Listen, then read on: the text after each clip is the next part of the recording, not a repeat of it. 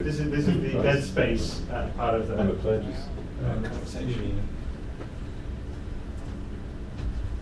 What happened on the? Probably at 5.4. I'm pretty damn close to it. Why does the conference thing just drop out all the time? What's that? Well, the conference thing is gone, isn't it? Like on the top. This is the other page. No, the big one. So up here, this camera up here. Sometimes it goes. It might show back up, but I mean, I've seen it disappear and come back in a few seconds.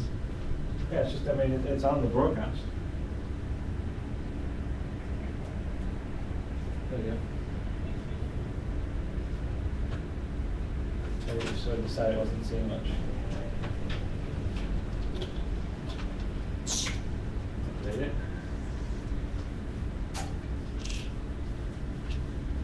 So the lamp's going to come back. The lamp's going to. It's November for the lamp. Yep. I can't wait to see how that's going to be implemented in the game.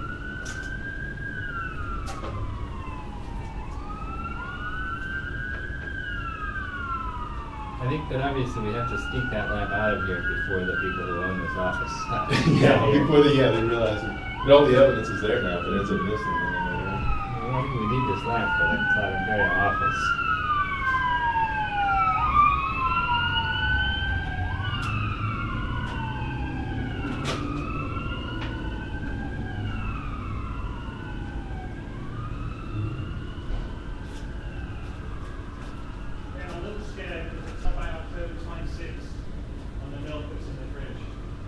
October 26th? I think that's a little out of date.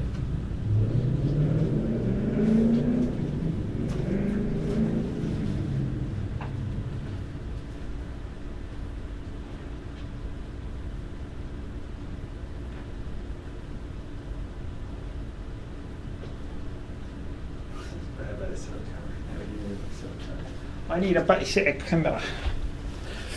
Right. You said it, 5.4, they're going to get to see some new content? Yeah, I'm going to see the video that I showed you about 15 minutes ago.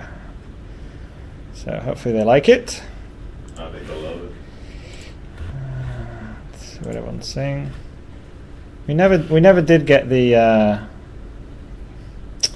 sort of chat comment thing on her thing, did we? Lamp. Play a game. Guess what lamp is? Oh, Martin Davis is a lamp. Yeah. All right. Does it have a crazy hat the next one you turn it around? That'll be the Fred Schmidt lamp. There's some micro merchandise there. Microtransactions, a light up hat. We'll lamp it. Yeah.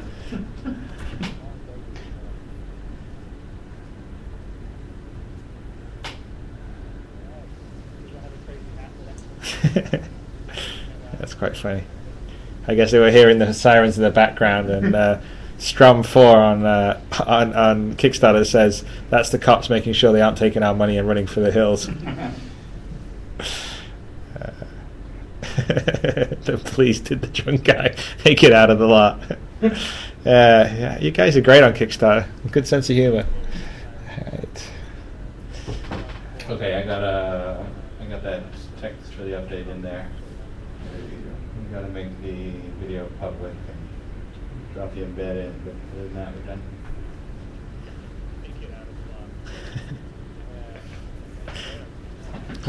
We've actually sold that many Corvettes. That's crazy. There's only 12 of them left. How many were there originally? It was 100. We had a limit of 100 Corvettes. So that's almost $100,000 worth of Corvettes that exist only as a name we made up. What's that? There's no specifications yet. All they know is the name, and they've. Yeah, it's right. It's gonna. Well, they know it's going to be cool because we're not doing anything that isn't cool. But yes. John Cleese for an endgame voice.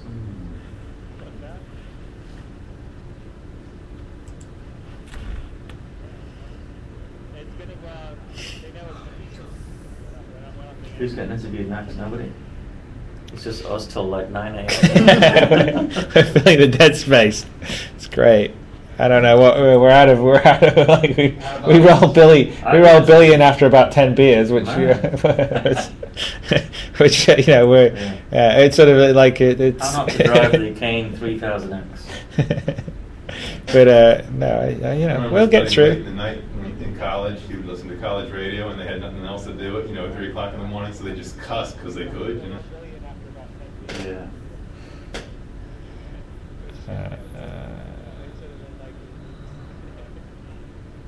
They want you on Skype. What's that? They want you on Skype, Chris. They want me on Skype. What do you mean want me on Skype? You mean on the live chat? To ask questions. You mean they ask on Skype or they ask on the live chat? It says Skype Roberts ... We have questions. Sure, but who's Skyping?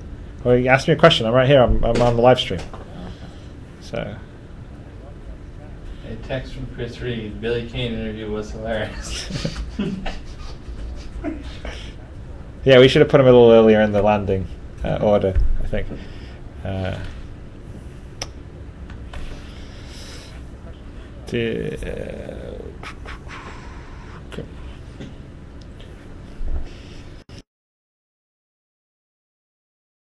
Let's see what we got going on here. Question-wise, I think Ash is asking, what is the thing you are most looking forward to being able to do in this game that has never been possible in a game before? Why?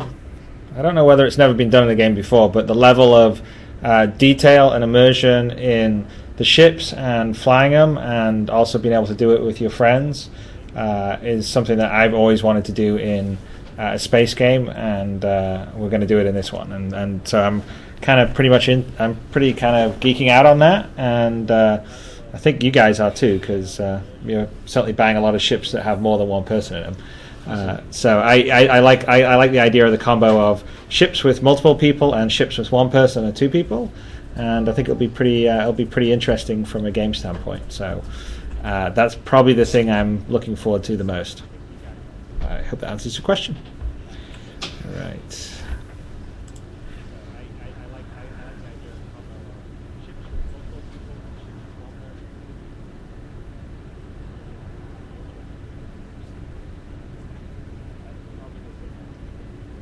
Wow. Quick. Ash is quick. He already typed a response to my answer.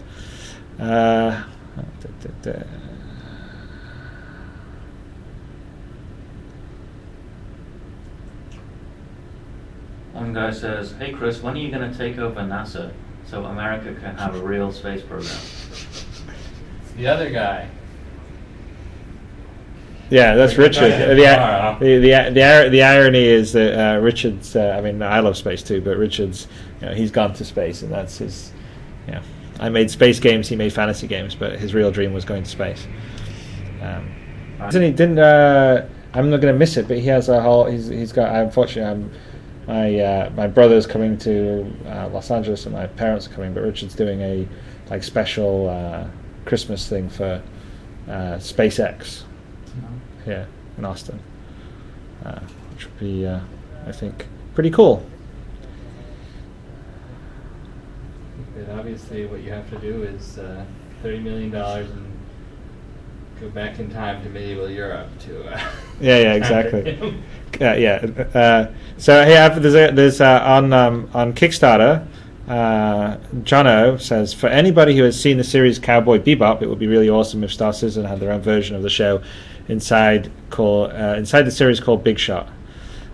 So just as a little factoid, you may not know this, but my film company, Ascendant, for a while we actually had the Cowboy Bebop film rights, and we tried to set it up and pitch it around Hollywood, and we couldn't get anyone to bite on it. But Cowboy Bebop's pretty damn cool.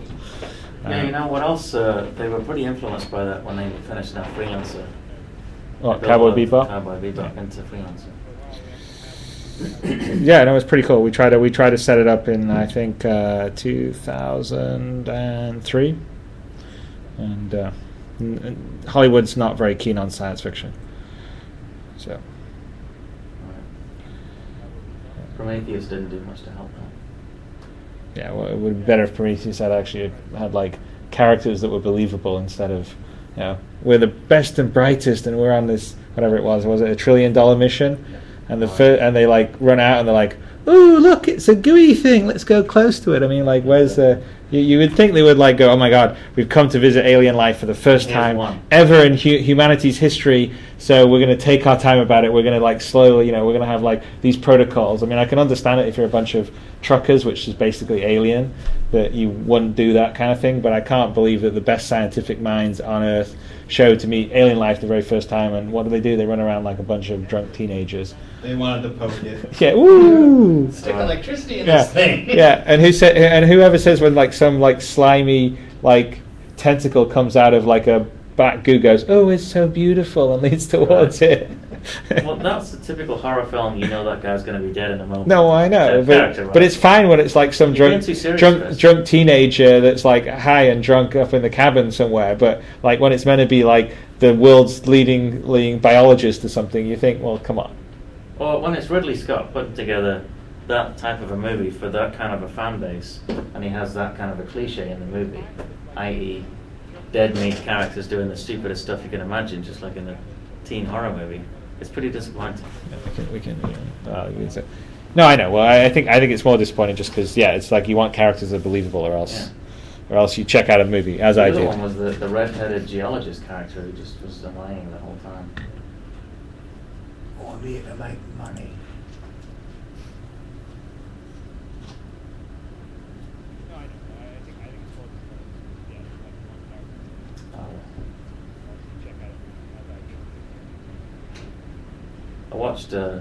I bought Outlander on Blu-ray recently. I'm not commenting on any Apple dock connectors. Let's see what else we got going on here. So we can update our bids on the main website to the new packs you just released. Where's we put it on Kickstarter? Can we bid? So what are people talking about? They're talking about upgrading because you can't upgrade to one of the like one-off tiers. So that's a problem because that takes it takes a bit of time for our crack team to do that. Yeah, the years will be gone, right?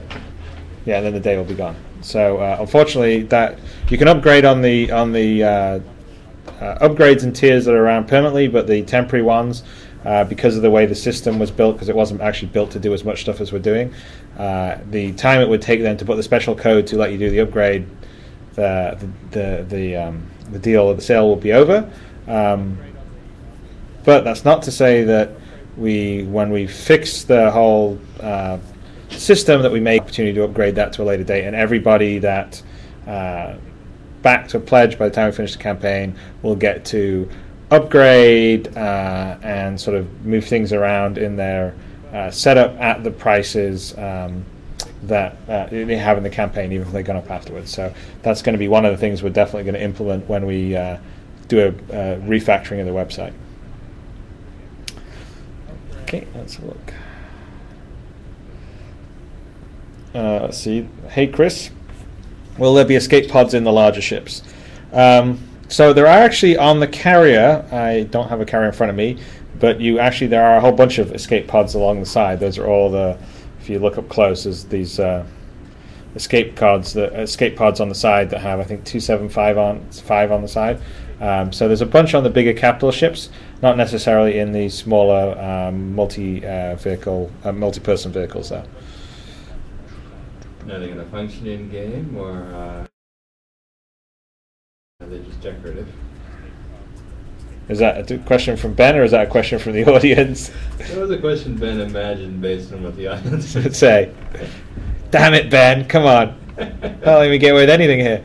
I would like them to be able to. They're actually separate objects set up on the carrier right now as it speaks. So I would like them to function, but they're not functioning right now. So that would be the Chris wants to take the immersion to 11 instead of 10 factor. So we'll try, but I can't make any promises. There you go. Will all playable, let's see, Sebastian Bartholomeus from Germany says, will all playable ships be playable on self-hosted multiplayer, especially capital ships? So yes, the playable ships that you're getting now, or the playable player ships, you should be able to have on your own sort of hosted setup.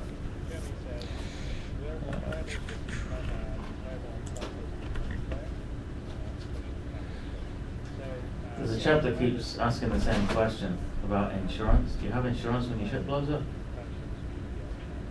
Yeah, no. If you've got it now during the campaign, you'll have lifetime insurance. Because in terms of insurance, what prevents someone from just abandoning their ship to a friend?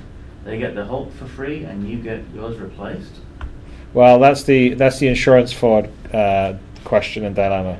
So we will make sure that like double indemnity, we'll make sure that you're not going to get away with insurance fraud. But right, he's basically trying to exploit the game right there. Well, no, that's what there's several people that brought that up. And it's great that they bring it up now because it really actually helps us catch things early. But yes, you have to watch out for that kind of stuff.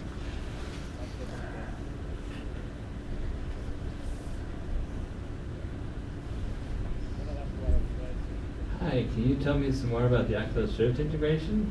In the Kickstarter video, you can see the character looking around and the guns following. Will this be possible with Oculus head tracking?